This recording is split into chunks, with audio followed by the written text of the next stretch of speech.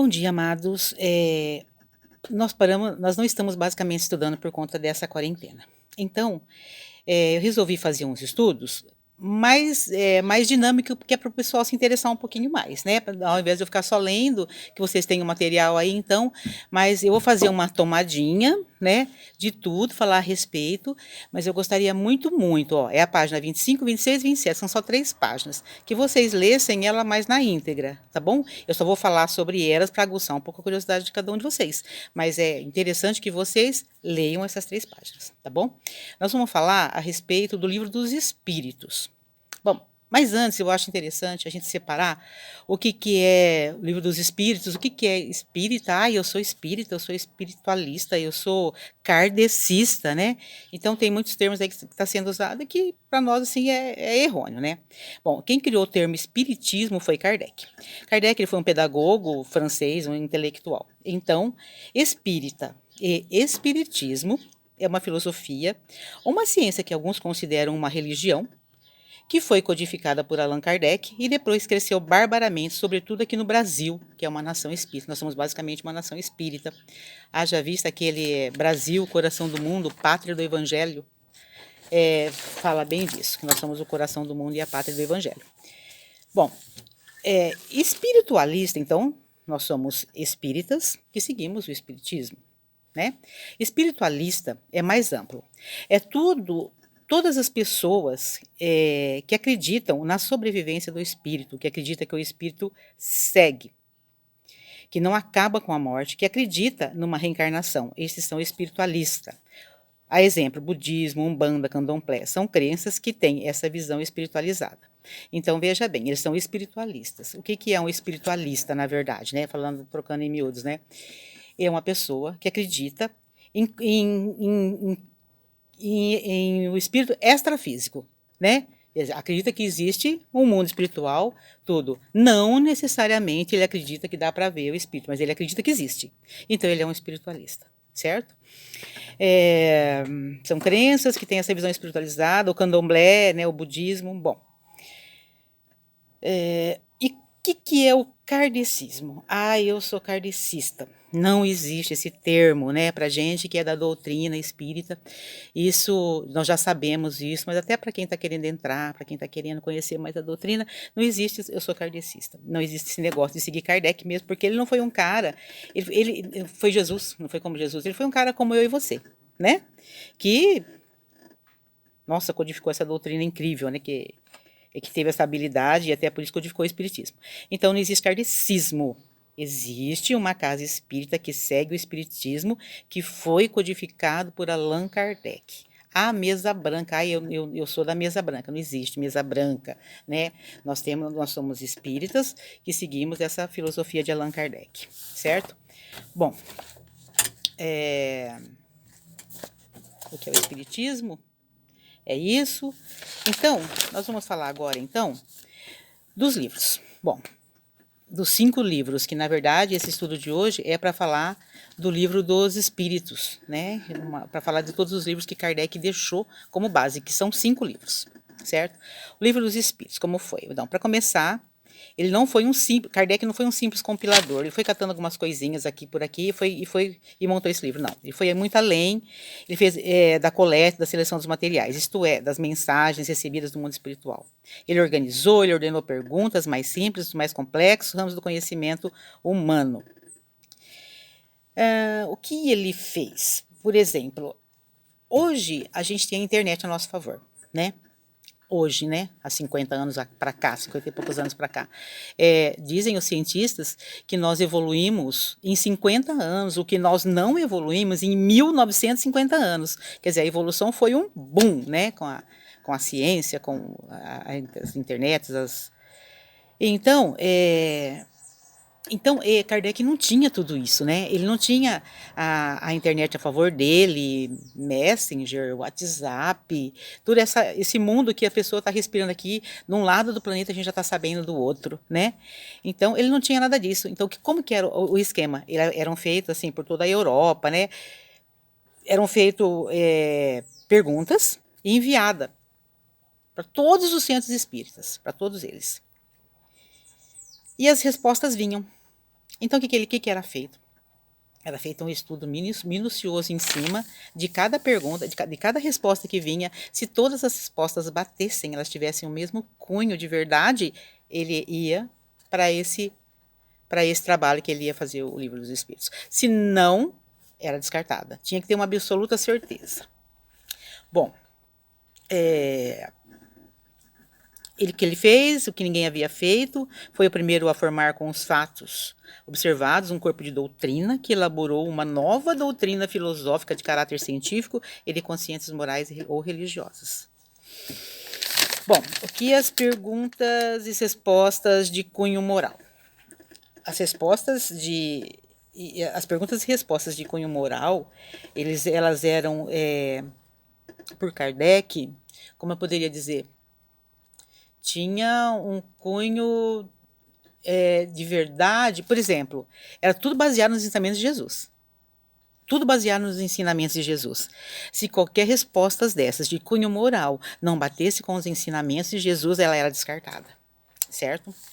Bom, agora falando dos livros, o que aconteceu? Ele fez o primeiro livro. O primeiro livro foi o Livro dos Espíritos, né? Aqui, ó, tem uma coisa que eu achei interessante. Ó, todas as perguntas e respostas feitas por Kardec aos espíritos eram revisadas e analisadas várias vezes, dentro do bom senso necessário para tal. As mesmas perguntas respondidas pelos espíritos através dos médiuns eram submetidas aos outros médiuns em várias partes da Europa e da América, né? Isso para que as colocações dos espíritos tivessem a credibilidade necessária, pois esses médiuns não mantinham contato entre eles, somente com Kardec. Então, não tinha aquela coisa, né? Eu vou converso com a minha vizinha aqui, né? Daqui da minha cidade. Mas o que você achou daquela pergunta que Kardec fez? Às vezes não era a minha resposta, mas ela me convence. Eu falo, puxa, tem razão, né? Acho que a resposta dela tá mais certinha, né? Então, não tinha isso, porque não tinha, né? Então, consequentemente, as respostas ser iguais demonstravam que vinham da mesma fonte espiritual. Lembremos sempre que as perguntas e respostas de cunho moral eram submetidas a comparações com o Evangelho de Jesus. Exemplo primordial para a boa conduta, assim como as respostas sobre ciência e filosofia deveriam ter como marco objetividade e a razão. Certo? Então, esse controle rígido de tudo que vinha de informações do mundo espiritual ficou conhecido por controle universal dos espíritos. Dito isso, estabeleceu-se dentro da doutrina espírita que qualquer informação vinda do plano espiritual só teria validade para o espiritismo se fosse constatada em vários lugares através de diversos médiuns que não mantivessem contato entre si. Perfeito, né?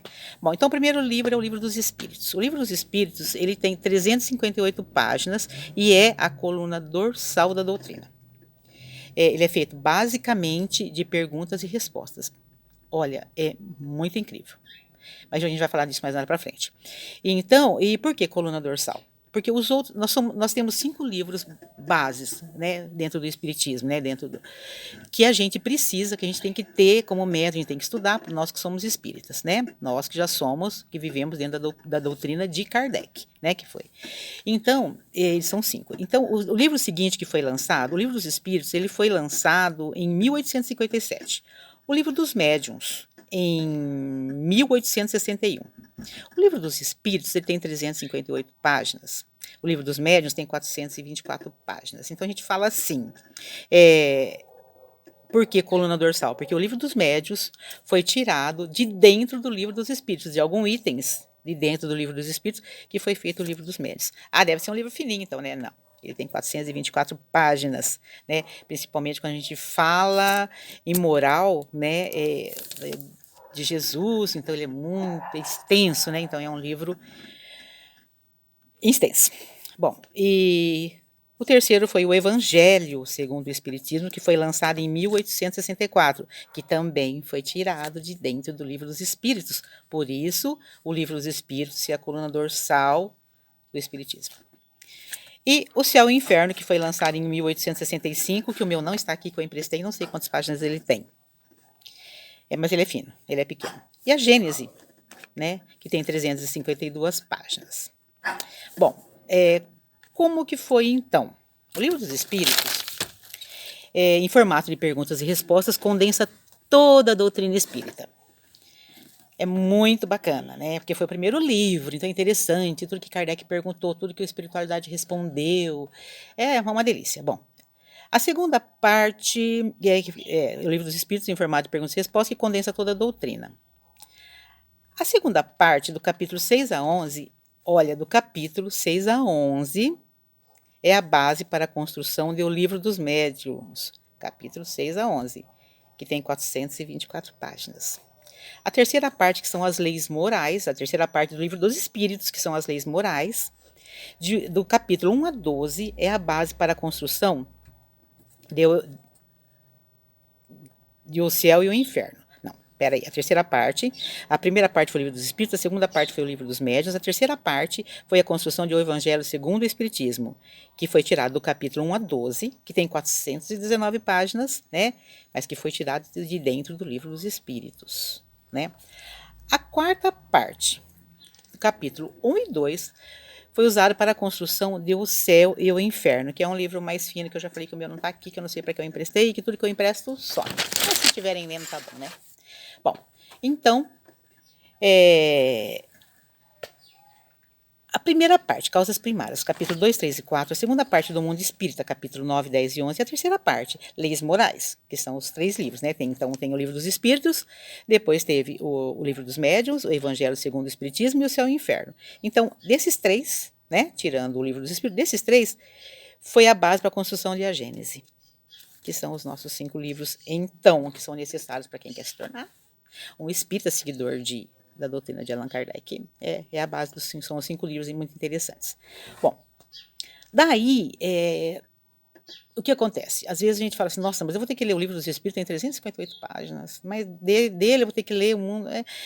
Nossa, e vou ter que ler para entrar, vou ter que ler 5 livros enormes, né, para conseguir entender. Não, foi lançado também um livro pequenininho, ele tem 192 páginas, mas ele é muito interessante para quem está aí fazendo meditação com a gente, mas não quer se tornar um espírita, só quer fazer a meditação e só conhecer, para poder ter uma opinião própria quando for falar. Eu fiz meditação lá no Chico Xavier, com a Camila, com a Rosa. Mas nossa, o espiritismo, não. Então, para você ter uma base para responder como que é isso, tem um livro que chama O que é o Espiritismo. Ele tem 192 páginas. Ele é um pequeno volume. Eu tenho até não sei onde que eu coloquei. Ele é muito, muito interessante. Porque, olha, é um pequeno volume publicado em 1859, contendo a doutrina condensada, com a finalidade de dar uma noção bem superficial às pessoas, que, em se interessando pelo assunto, pudessem se aprofundar mais com outros livros. Olha, é super interessante para você que está aí fazendo meditação com a gente, que quer conhecer um pouquinho da doutrina espírita. Compre esse livrinho, ele chama O que é o Espiritismo. É um livro barato, ele deve estar custando em torno de uns 13 reais, 13, 14 reais, não sei bem, mas é isso, porque ele é um livro bem pequenininho. E, então, é isso. O que a gente tinha que falar hoje era a respeito desses 5 livros, né? Esse sexto aí que não faz parte do que o espírita tem que ler, né? Mas ele é interessante para você que está iniciando e não quer também ficar perdendo tempo, né? Porque a gente não perde tempo quando lê um livro, seja qual for, né? Mas enfim, então eu acho interessante vocês terem. Bom, aí quando eles... E Kardec também, ele tinha vários livros começados. E aí ele desencarnou, né? Quando ele faleceu em março de 1869, o que foi feito? Eles pegaram todos esses livros que estavam começados e juntaram eles no que chama obras póstumas, que foram todo um trabalho começado por Kardec e que não foi finalizado, que está tudo dentro desse obras póstumas. É muito interessante, sim, de vocês lerem também. Mas o mais interessante é esse que eu falei agora, o que é o Espiritismo. Vocês lendo esse livrinho, vocês vão ficar tão curioso que vocês vão comprar o Livro dos Espíritos. Aí, comprando o Livro dos Espíritos, você vai falar, nossa, tudo que você perguntar tem resposta. Porque o que tem a doutrina espírita? A doutrina espírita, ela é uma doutrina consoladora. Então, não tem aquilo que a gente fala assim, mas Eu não acho justo, porque Deus permite que eu tenha um filho tão perfeito e aquela pessoa tenha um filho defeituoso. Ah, são mistérios de Deus. Para a gente não tem mistério de Deus. Tudo tem uma resposta. Então, por que que a doutrina espírita é considerada uma doutrina consoladora? Porque ela tem resposta para tudo, né? Isso é muito consolador. Muito consolador. Tá bom, meus amados. Eu vou colocar escrito, falando um pouco disso que é o Espiritismo, que eu acho super interessante vocês lerem. Tá bom? Porque a gente, às vezes, alguém pergunta algumas coisas pra gente, ai, nossa, faz umas perguntas tão embaraçosas, a gente não sabe como responder, né? Isso vai te ajudar a ter respostas. Eu acho muito interessante vocês terem esse livrinho assim, eu vou colocar logo em seguida, tá bom? Então, olha, uma boa tarde para vocês, uma semana abençoada por Jesus, não é mesmo? Que o Pai esteja presente na vida de cada um no dia de hoje, dentro dessa quarentena, aproveitando essa quarentena para a gente se voltar para dentro, né? E quando a gente fala assim que a gente tem que se voltar para dentro, se conhecer, não é só se voltar para dentro, se conhecer. Ah, eu sou assim, não. É se voltar para dentro e fazer mudanças, né? Ver o quanto que a natureza, o quanto que o planeta está melhorando e evoluindo sem nós estarmos no meio dele poluindo, né? Então tem alguma coisa errada, né? Então esse se voltar para dentro é olhar para o outro com o olhar de Jesus, né? Quando a gente fala olhar de Jesus, porque tem coisas que as pessoas fazem, a gente já critica, mas se fosse Jesus vendo aquela mesma situação, né? O que que ela faria, né? Então é importante a gente olhar para o outro com o olhar de Jesus. E o olhar de Jesus não é sobre só as nossas vidas, sobre os nossos filhos, né? É sobre o filho do vizinho, é sobre todas as pessoas que estão à nossa volta, né? É sobre os nossos animais, não é verdade? Que eu resgatei um animal esses dias, ele só tinha pele e osso, ele não tinha mais nada. Então, não dá para conceber que um ser humano passe perto de uma criatura viva, sofrendo, né? Não posso falar que eu choro, sofrendo dessa forma e não resgata, não faz nada. Fala, nossa, que dó, ai meu Deus, que dó, mas não faz nada. Não dá certo isso. Nós temos que nos posicionar perante a vida, né? Nós temos que ter postura perante a vida, perante a natureza, né? Que não é nossa. A casa não é nossa. A casa é do pai. A gente está morando aqui emprestado, né? E então, a gente precisa tomar muito cuidado com isso. Cuidado com tudo, com os nossos lixos, né? Que a gente não tem que. Tudo a gente tem que jogar. Eu vou colocar também, eu estou fazendo um vídeo falando, ensinando a fazer algumas reciclagens, que é bacana, e eu vou colocar, daí se vocês se interessarem, vocês assistem, não tem nada a ver com o nosso estudo, com a meditação, mas é bacana. E então é isso, tá bom? Que a semana seja abençoada e que esse olhar de Jesus sobre o outro e sobre todas as coisas, né? Seja verdadeiro, seja uma coisa assim, porque não dá para conceber que nós vamos sair dessa quarentena e que tudo vai voltar ao normal. Nada vai voltar ao normal. Tenham consciência disso, que nada vai voltar ao normal, certo? A gente descobriu hoje que a gente não precisa ter 10 empregados. A gente descobriu. Eu consigo fazer a minha parte pela internet, eu consigo fazer a minha parte, eu consigo delegar, eu consigo fazer coisas que eu não sabia que eu conseguia fazer, né? Então as coisas não vão voltar ao normal, tenho certeza disso. E nós também não podemos voltar ao normal, porque o normal estava errado. Né? Vamos voltar diferente, vamos voltar melhores seres humanos, que socorrem um animal. Vocês já imaginaram quanto animal tem solto na rua, sofrendo, sofrendo, essas cachorras dando cria? Vocês já imaginaram? Só imagina só, não estou pedindo para você ir lá e fazer, não estou pedindo, mas puxa vida, tem a cachorra do vizinho, tá ali embaixo do seu olho. Com os animais do mundo, a gente não tem muito o que fazer, mas tá embaixo do seu olho, você tá vendo. Ela tá dando cria a cada 3 meses, ela dá uma cria e fica tudo jogado, aqueles cachorrinhos. Ela tá magrinha, ela tá sarnenta. Deus, te custa, te aleja pegar essa cachorrinha e castrar só essa. Se eu fizer isso, você fizer isso, ele fizer isso, o vizinho fizer... Se todo mundo catar um bichinho e castrar, meu Deus, a gente vai resolver o problema do menorzinho animal abandonado, que são nossos irmãos menores, segundo a doutrina espírita. não é mesmo? Bom, então é isso para hoje. Que Deus abençoe cada um de vocês. Não vou ficar falando o dia todo aqui, que eu não posso falar de bicho. E a respeito do bichinho que estava de pele e osso, ele acabou morrendo dentro do meu carro, eu não consegui fazer nada por ele.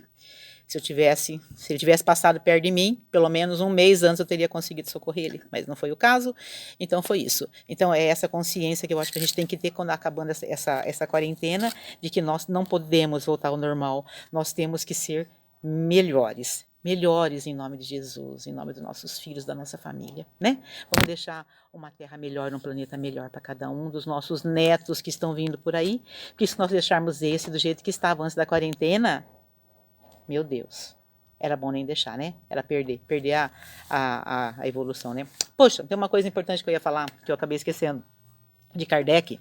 Isso eu acho importante falar. Então fala assim, eu sigo a doutrina de Kardec. Porque Kardec aceitou, né, essa missão do plano espiritual de codificar essa doutrina, certo? Porque essa doutrina ela ia vir de qualquer forma, né? O termo espírita, né, e espiritismo continuaria o mesmo. Só não seria uma filosofia seguida de Kardec. Não seria, teria compilado todo esse trabalho, né? Mas seria outro, porque nós temos livre-arbítrio. Nós temos livre-arbítrio para fazer o que nós quisermos, né? E dentro desse livre-arbítrio, se ele não tivesse aceitado, nossa, ele teria perdido um pulo na evolução dele. Mas ele tinha essa opção, ele não precisaria ter aceitado. E ele aceitou, graças a Deus, né? Aceitou, se não fosse ele, teria sido outro. Então, as coisas vão ser mostradas para nós também. Nós podemos aceitar a tarefa e socorrer e melhorar e salvar o planeta ou não. Isso nós temos livre-arbítrio. Só que se assim nós não agirmos, mister se faz que façamos dessa forma. Porque se nós não fizermos assim, nós não voltamos mais para esse planetinha, porque nós estamos passando de um planeta de expiação para um planeta de regeneração, né? Então a gente já não volta mais para cá, não é mesmo? A gente vai para um lugar evoluído. Vamos lá, gatinhar ainda, né? Vamos ser espíritos evoluídos, né? Porque nós temos sabedoria aqui nesse planeta, nós conseguimos chegar até aqui. Vamos para um que está gatinhando. Vamos lá para o tempo da pedra. Aí nós vamos ser os espíritos que são evoluídos, que vai ficar louco lá. Vai descobrir a roda, vai ensinar música. Mas para quê? Porque não continuamos daqui para uma evolução maior, né? Só depende de nós. Temos o livre-arbítrio. Bom, então é isso. Bom dia, que Deus abençoe cada um de vocês. Tá bom?